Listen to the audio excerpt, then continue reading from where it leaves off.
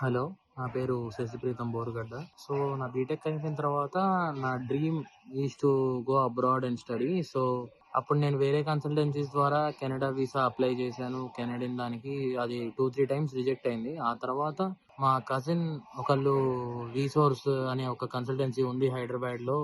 చాలా బ్రాంచెస్ ఉన్నాయి. సో, హైదరాబాద్‌లో మెయిన్ బ్రాంచ్ లాగా ఉంటది.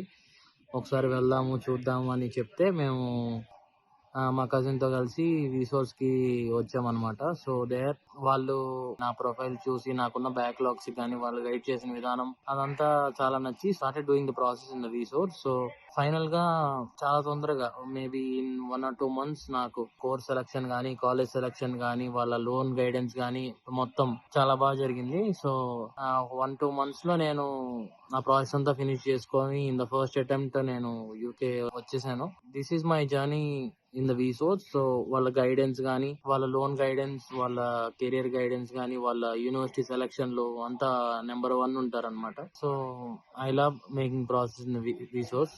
Thank you.